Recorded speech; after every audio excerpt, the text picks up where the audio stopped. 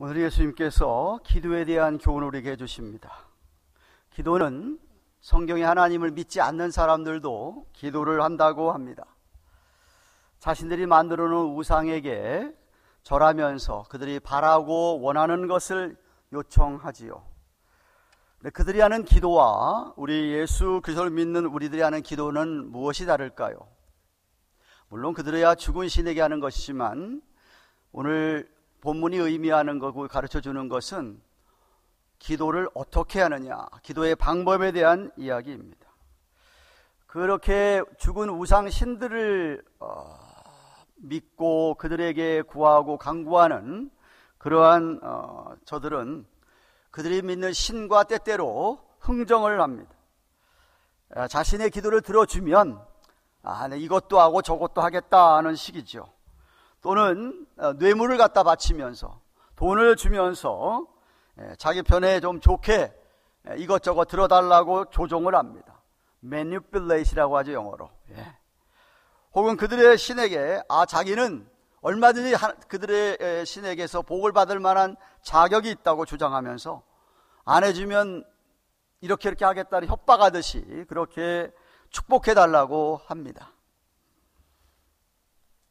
여러분 소다머신 아시죠? 소다머신이나 스낵머신 이렇게 왜 빌딩 안에 들어가 있는 거기다가 이렇게 그 원하는 돈 뭐 1불이고 얼마를 집어넣으면은 캔이 나오게 돼 있죠. 스낵 같은 게 떨어져 나오게 되어 있습니다. 근데 때때로 안 나오죠, 그게. 그죠? 안 나면 지금 어떡하죠? 칩니다, 나오라고. 발로 차기도 하죠. 그럼 어떡하다가 떨어지기도 하고 나오기도 합니다. 저 그렇게 생각을 해봤습니다. 저 사람들이 믿는 신이라고 하는 어쩌면 저렇게 자기가 이렇게 했는데 당연히 안 해줘, 안 해주면은 어떻게 하고 치듯이 그렇게 저들은 축복해달라고 합니다. 그러나 우리 하나님 아버지에게 기도를 드리는 성도들의 기도는 그런 것들과는 전혀 다르지요. 우리 성경의 하나님은 우리의 무슨 뇌물을 받거나 해서 조종당하시는 분이 아닙니다. 우리가 뭐 흥정한다고 들어주는 분도 아닙니다. 물론 서원의 기도는 있지만 기도의 출발, 그 근거가 다르지요. 하나님으로부터 출발하는 것입니다. 우리 하나님 아버지는 모든 것을 다 갖고 계신 분이기 때문에 여러분에게서 무엇이 필요한 분이 아닙니다. 우리 하나님을 설득하기 위해서 여러분이 막 뇌물을 써가면서 들어가면서 할 그럴 필요가 전혀 없습니다. 하나님은 우리들의 마음을 꿰뚫고 계십니다. 정말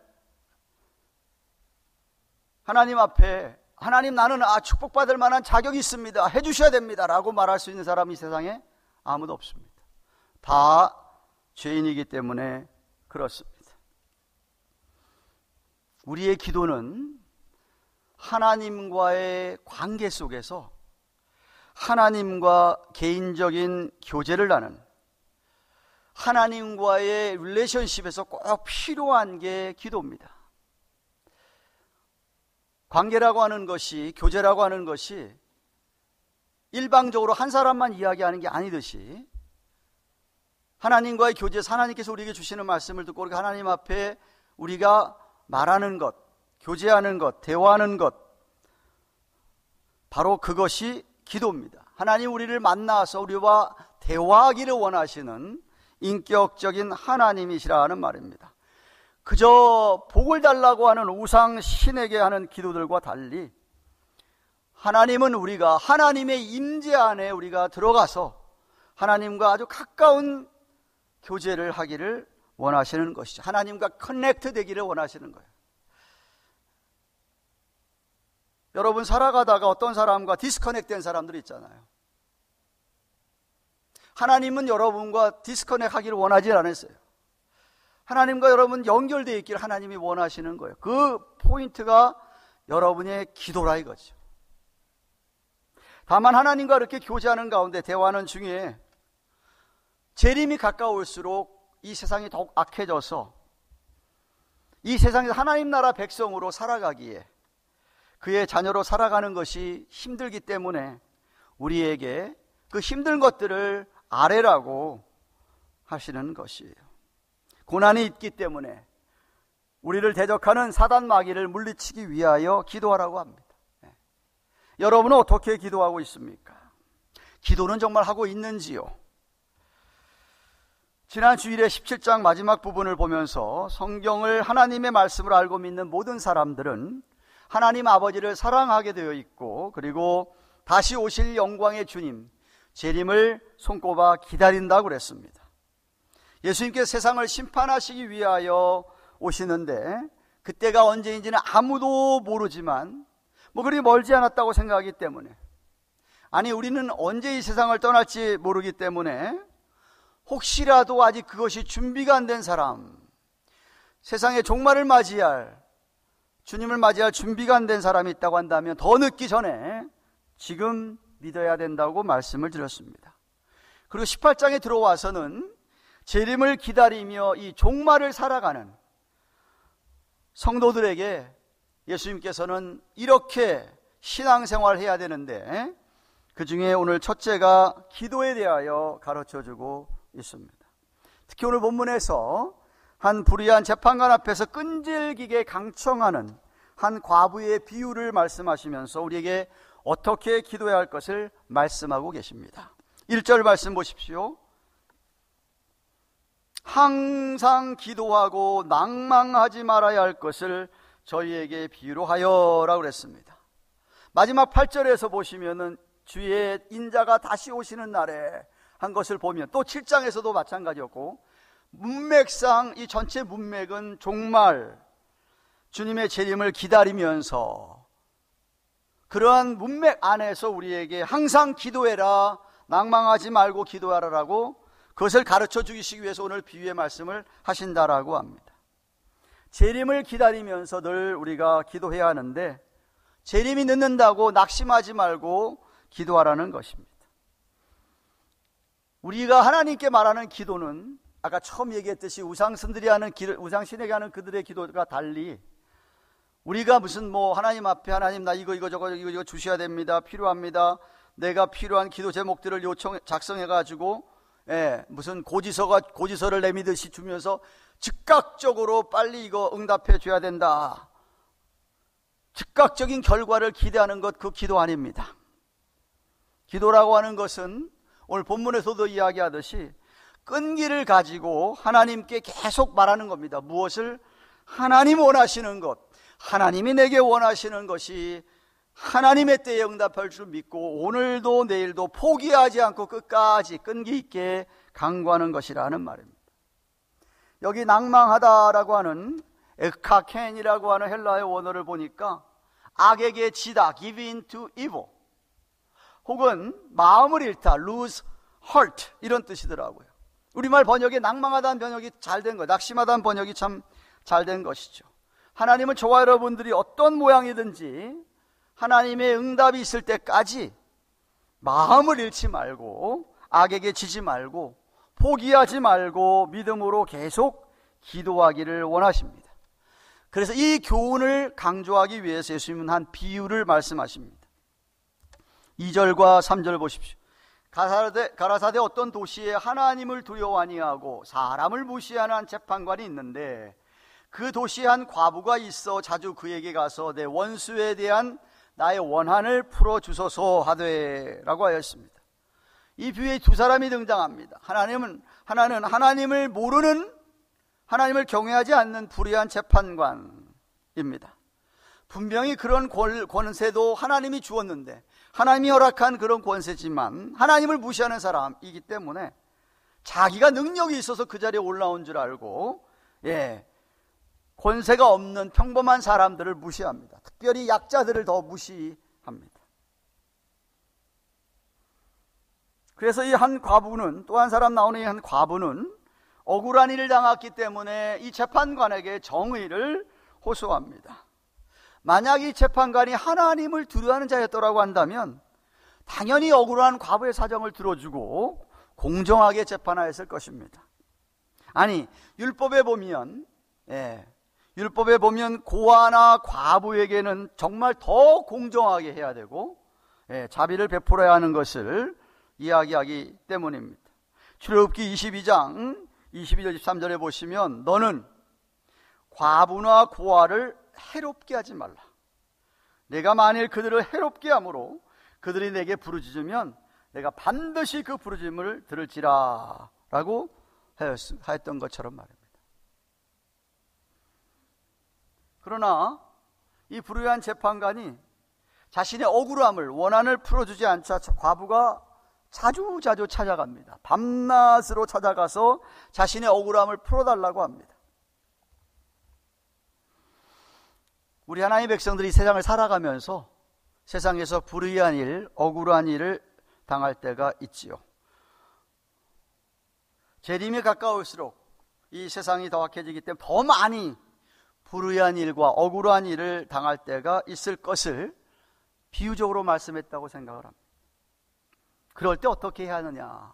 우리 예수 믿는 사람들 어떻게 해야 되느냐? 이 과부처럼 밤낮 나아가 하나님께 나아가 기도해야 한다는 것이죠. 뜻밖의, 그런데 결국 하나님을 두려워하지 않는 이 불의한 재판관이 과부의 억울함을 해결해 주게 됩니다. 4절 5절 말씀 보십시오. 그가 얼마 동안은 듣지 아니하다가 후에 속으로 생각하되 내가 하나님은 두려워하지 않고 사람을 무시하는데 이 과부가 나를 번거롭게 하니 내가 그 원한을 풀어주리라. 그렇지 않으면 늘 와가지고 나를 괴롭게 하리라 하였느니라고 하였습니다.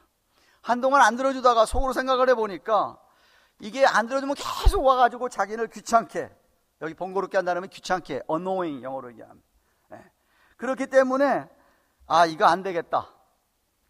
그래서 원한을 풀어줬다는 이야기입니다. 5절에 괴롭게 한다라고 하는 후포피아조라고 하는 말은 사람의 얼굴을 쳐가지고 얼굴 눈투이가 시커멓게 되는 그것을 말하는 단어입니다. 그런 뜻을 말하는 단어입니다. 이 친다는 단어를 바울이 고린도전서 9장 22절에 내가 내 몸을 쳐서 할 때 사용했습니다. 내가 내 몸을 쳐서 말씀에 복종하게 하면 내가 남에게 전파한 후에 자기가 도리 버림을 받을까 두려워합니다 라고 할 때에 자기가 자기 몸을 친다고 할 때 바로 이 단어를 썼습니다. 후포피아조라는 단어를 썼어요. 그러니까 자기를 디스플린하는 거죠. 내가 나를 훈련시켜서 나를 쳐서 어떻게든지 주께 복종하게 했나 할 때 쓴 단어를 이 사람 여기 비유의 말씀에서 썼던 것이에요. 비록 이 불의한 재판관이 하나님도 안 두려워하고 사람도 그렇게 무시하지만 자기 몸이 다칠 것 같아서 들어준다는 이야기죠. 그만큼 자기 자신을 사랑하는 재판관이었던 것 같습니다. 결국 그래서 과부의 원한을 풀어주게 되는 것이죠. 이렇게 불의한 사람이라도 자기를 생각해서 마음을 바꾸어 가지고 이렇게 하는 것을 과부가 사용했다는 것인데, 물론 우리가 하나님 아버지에게 적용할 때는 그 경우가 달라지죠. 왜냐하면 우리 하나님은 무슨 이렇게 이기적인 하나님이 아니시고 자기 유익 때문에 행동하는 분은 결코 아니기 때문입니다. 하나님이 우리의 기도에 응답하시는 것은 하나님의 인자하신, 하나님의 긍휼이 많으신 성품에 근거하는 것이죠. 하나님 자녀를 향한 무한한 사랑이 있기 때문에 기도에 응답하시는 것입니다. 그래서 예수님이 7절 말씀 보십시오. 중요한 단어가 하물며입니다. 하물며. 그런 불의한 재판관도 자기 귀찮게 할까봐 들어주는, 이거는 의로운 재판관이신 하나님께서 하물며 그 밤낮 부르짖는 택하신 자들의 원한을 풀어주지 아니하겠느냐, 저희에게 오래 참으시겠느냐라고 하는 것입니다. 불의한 재판관도 자기가 더 이상 괴롭힘을 당하지 않기 위하여서 과부 원한을 풀어주는데, 하물며 의로운 재판관이신 하나님이, 자비와 긍휼이 풍성하신 하나님이 그 사랑하는 택하신 자들의 밤낮 부르짖는 원한을 풀어주지 않겠느냐는 말씀입니다. 이 7절에서 아주 중요한 문구가 뭐냐 하면 택하신 자들의 원한입니다. 밤낮 부르짖는 택하신 자들의 원한. 아무나 그렇게 부르짖는다고 들어주는 것이 아니라는 말씀입니다. 하나님께서 스스로 선택하신 분, 하나님께서 스스로 선택해서 자기 자녀를 삼아준 바로 우리들의 밤낮 부르짖는 기도를 들으신다는 것입니다. 자신이 선택해서 자녀를 삼았으니까 자기가 책임을 지겠다, 그런 말씀이지요. 오래 참지 않고 해결해 주겠다라고 합니다. 결국 이 말씀은 우리에게 우리가 믿는 하나님에 대한 우리의 신뢰가 어떤가 하는 것을 묻고 있는 것입니다. 정말 이런 진리의 하나님의 말씀을, 이런 하나님을 정말 믿느냐? 정말 믿느냐? 믿는다면 억울한 일, 불의한 일을 당했을 때 이렇게 밤낮 하나님 앞에 끈질기게 기도하지 않을 수 없다라는 것이죠. 문제는 이 믿음이 없거나 하나님을 그렇게 믿지 않거나 아니면 믿음이 너무 작아서 끈질기게 기도하지 않는 것입니다. 그래서 8절 말씀 보십시오. 내가 너에게 이르노니 속히 그 원한을 풀어주시리라. 그러나 인자가 올 때, 예수님 재림하실 때 세상에서 믿음을 보겠느냐 하시니라고 하신 거예요. 원어에 의하면은 여기 믿음을 보겠느냐, 우리만의 그냥 믿음을 보겠느냐인데 여기 믿음 앞에 정관사가 붙어 있습니다. 그 믿음, ten pistis, 그 믿음을 보게. 어떤 믿음? 하나님 그런 분인 줄 알고 이 과부처럼 하나님 앞에 끈질기게 끈기 있게 기도하는 믿음. 재림을 기다리면서 이 세상에서 당하는 불의한 억울한 일을 놓고 하나님 앞에 밤낮 믿음으로 기도하는 자를 하나님께서 찾으신다라는 것입니다. 우리 하나님께서는 언제나 인자하시고 선하신 분이시기 때문에, 자비와 긍휼이 풍성한 분이시기 때문에 그것을 믿으면서 그렇게 끈질기게 기도한다는 말입니다. 혹시 여러분 가운데 조금만 무슨 일을 당하면 금방 낙심하고 침체되어서 아무것도 하지 아니하는, 마치 하나님 아버지가 안 계신 것처럼, 아니 뭐 있어도 자기랑은 별로 관계가 없는, 자기랑 아주 멀리 떨어져 있는 분으로 생각하는 사람은 없습니까? 아니면은 한두 번 기도해보고 아닌가 보다 이렇게 포기하지는 않으십니까? 사랑하는 가든교회 교우 여러분, 마지막 때를 살아가는 성도들은, 우리 주님의 재림을 간절히 기다리는 성도들은 오늘 성경에서 이야기하는 이런 믿음으로 기도하며 살아갑니다. 성도들에게 하나님의 공의와 정의가 나타나기를 위하여서 밤낮 간구합니다. 여러분은 어떠합니까? 물론 이 세상에서 이런 불의한 일, 이런 무슨 억울한 일을 당하지 않는 사람에게야 이 말씀이 별로 해당이 되겠습니까? 그러나 이 험한 세상을 살아가면서 하나님의 일을 열심히 하고자 할 때에 반드시 어려움은 찾아오게 되어 있습니다. 진짜 참믿음 가지고 이 마지막 때를 살아가는 사람은 당연히 어려운 일을 당할 수밖에 없지요. 그래서 바울이 데살로니가 교회에게 데살로니가전서 3장 13절 이렇게 하십니다. 그들을 위해서 기도하는 것인데, 말세를 살아가는 그들에게 너의 마음을 굳게 하시고 우리 주 예수께서 그의 모든 성도와 함께 강림하실 때에, 재림하실 때 우리 하나님 아버지 앞에서 거룩함과 흠이 없게 하시기를 원하노라 라고 하는 것이죠. 참믿음으로 살아가기 위해서는 마음을 굳게 해야 된다. 어려움이 닥친다 하더라도 낙심하거나 낭망하면 안 된다. 어려움이 오는 것을 당연하게 여기고 믿음으로 끈질기게 밤낮 하나님께 간구해야 된다는 것이 필사적으로 말입니다. 예수님께서 산상수훈, 예수님 첫 번째 하신 설교입니다. 제자들에게 첫 번째 하신 설교 가운데 여러분이 잘 아는 주기도문, 기도를 가르쳐달라고 할 때 주기도문을 가르쳐 주셨어요. 6장에서. 그리고 나서 7장에 와서 여러분이 너무나도 잘 아는 말씀, 구하라 그러면 너에게 주실 것이고, 찾으라 그러면 찾을 것이고, 눈을 두드리라 그러면 너에게 열릴 것이니, 구하는 자마다 얻을 것이고 찾는 이가 찾을 것이고 두드리는 이에게 열릴 것이니라 라고 마태복음 7장 7절 8절에서 하지 않았습니까? 구하고 두드리고 그리고 찾고, 이 끈질기게 하나님 앞에 끈기 있게 persistent한 prayer를 지금 강조하고 있는 것이죠. 물론 사실 별로 억울함이 없다면, 별로 불의한 일도 안 당한다면 그렇게 기도하지 않겠지요. 아니면은 믿음에 문제가 있어도 그렇게 끈질기게 기도하지 않을 것입니다. 사랑하는 여러분, 말씀을 맺습니다. 우리 성경에 나타난 우리 하나님, 우리가 믿는 우리 하나님은 항상 옳은 결정을 하시는 분입니다. 얼마든지 저와 여러분이 신뢰할 만합니다. 하나님의 뜻은 언제나 선하십니다. 그리고 하나님의 뜻은 반드시 이루어집니다. 주기도문에서도 가르쳐 주셨듯이 기도는 우리가 원하는 것을 막무가내로 요청해서 받아내는 것이 아닙니다. 그것은 세상의 우상신들을 믿는 자들이 하는 기도입니다. 우리 성도들의 기도는 하나님과 대화를 나누며 하나님과 교제하는 것입니다. 하나님 여러분과 함께 만나서 좀 교제하기를 원하세요. 하나님도 말씀을 통해서 우리에게 말씀해 주시고 우리도 하나님께 말하기를, 대화하기를 주님이 원하십니다. 20세기의 유명한 영국 스코틀랜드의 신학자였고 목사였던 존 베일리라는 분이 날마다 드리는 기도라는 책을 냈어요. 자기가 날마다 드리는 기도를 적어보면서 책을 냈는데 이분이 하는 기도가 이렇습니다. 여러분이 하는 기도와 많이 차이가 있는 것을 아마 여러분이 깨달으실 거예요.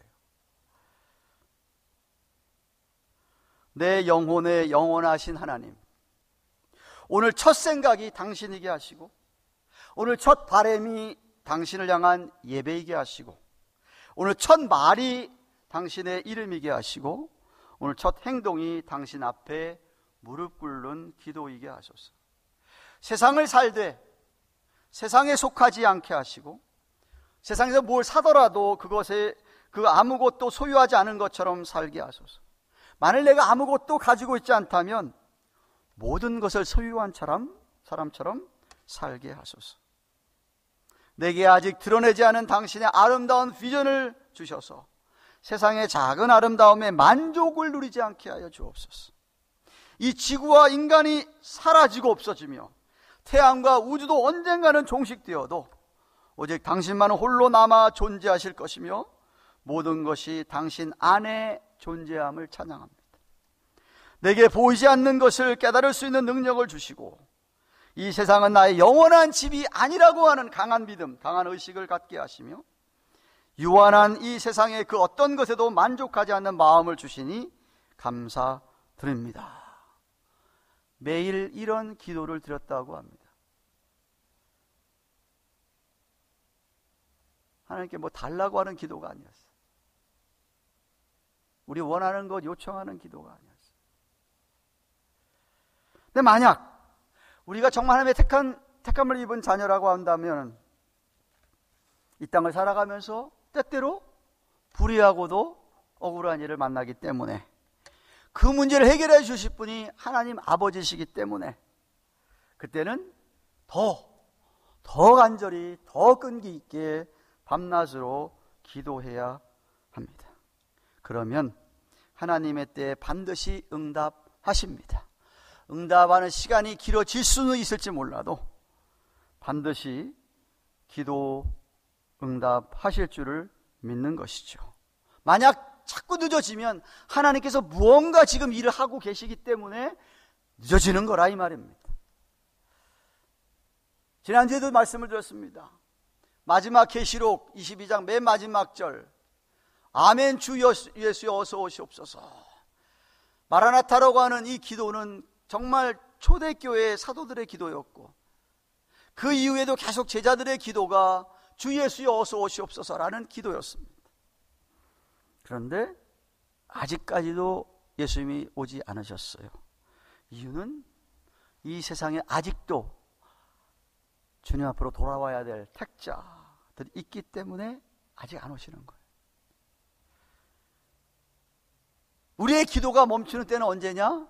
주님이 재림하시면 기도가 멈추게 됩니다. 기도를 멈추게 됩니다. 그때는 아마 찬양만 하게 될 것입니다. 오늘 본문에 주님 다시 오실 때에 세상에서 이 믿음을 보겠느냐, 이 믿음을 찾겠다라고 하셨습니다. 저와 여러분 어찌하든지 주님의 재림을 기다리면서 무슨 세상 일로든지 인하여서 낙심하지 마시고 항상 기도하시기를 축원합니다. 특별히 억울한 일을 당하시면 흔들리지 마시고 믿음으로 끈질기게 기도하여 해결을 받기를, 응답 받으시기를 주님의 이름으로 축원합니다.